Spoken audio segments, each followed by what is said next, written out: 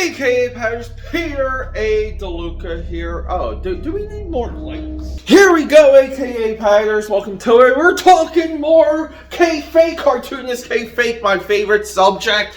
You know, like, you back away from these guys just for a little bit and you go back into their, like, feed, and it's just endless things to discuss, endless deception, endless low-hanging fruit, low energy, low value opinions. Peter A. DeLuca here, though.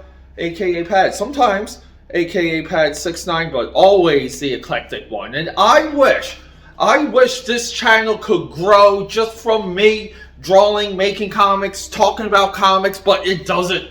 It grows with some of the opinions, some of the hot takes, some of the ideas. We got the so much stuff. They're trying to appeal to Tom Brady people, Tom Brady fans, people like me, with Jim Lee Hush comparisons. Pathetic. We got Jim Rugg. This is a video on its own, just about Jim Rugg just basically saying everything I do, like all my spare time, I'm working on comics, and that's another thread. But we're talking about. I have it right here. I have it right here. We're more popular than the biggest Marvel and DC comics. Thumbnail right here. This is what they say. You know what? Let's just put it down here. Okay? You're so popular.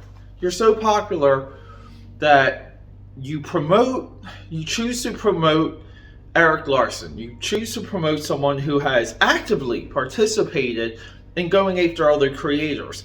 Other creators, guys like John Mallon, Graveyard Shift, Jawbreakers, Thunderbolts, Cable. But you promote a guy that goes after John Mallon for creating a whole new market to sell to, something that you promote, kayfabe. But we go deep on Erik Larsen, who I don't understand. I don't understand this. I really don't. Erik Larsen went from being a solid superhero guy to being a solid voice on Facebook, MySpace, Twitter of comic book history and technique, and to being a cornographer and potentially something worse. And then the guy that pushes ideology, politics. He's probably a part of the Whisper Network. Even assists Image Comics in becoming left-wing propaganda stream. Now, given, it's Image, but whatever. I mean, Image overall, I think they're down 30% from a year ago in sales. I could be wrong on that. But how could you say that you have bigger influence and you're bigger than Marvel and DC, that the reach that you have is bigger than those two, but you promote a cornographer who literally transformed his superhero masterpiece into a raging fetish, I don't even know, fantasy? Like, his Savage Dragon is the most pathetic thing I've ever seen a major creator transform their book into. It's full cringe. I would assume that there's other things happening with this transformation of this book, and I know a lot of you are gonna be like, well, you don't know the reasons for it. Well, he's on record, and it's not like I don't agree with the logic of what he says when he says something like, I've never seen a superhero book go exactly in this direction. I'm interested. I'm going to explore it. Like, you kind of nod your head with that, but then you see the end results, and as I'm talking to you, I'm showing you images and doing different pop-ups, because Erik Larsen is a fiend. He's a maniac. He has lost touch with reality, but yet he's promoted by Cartoonist Kayfabe. Now, giving Erik Larsen, if we were going to go into a DeLorean and go back in time, maybe like 25 years ago, anything Erik Larsen would have to say was gold.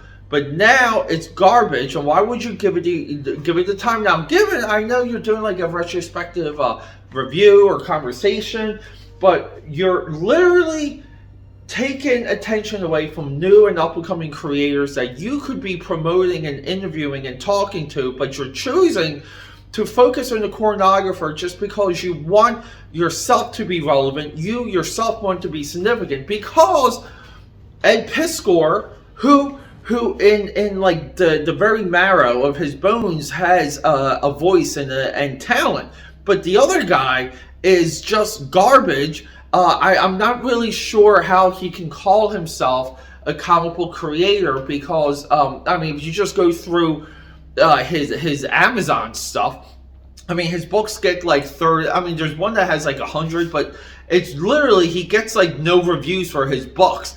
And you look at something like Something is Killing the Children, and you compare the two versus Well Done with Influence, modern day, versus something else, Well Done, Influence, modern day, and you see the major discrepancy.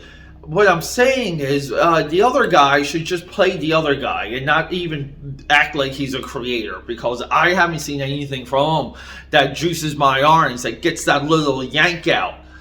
But how on earth can you promote Erik Larsen while claiming to have a bigger reach than Marvel and DC? The type of creator that Erik Larsen became is the absolute horror story. It's the absolute fear of every single creator that reaches a particular height.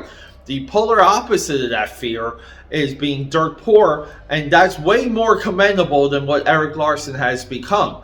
I don't know how Cartoonist Kayfabe ever could promote that guy. It's insane. AKAPAD here. I love you, and goodbye.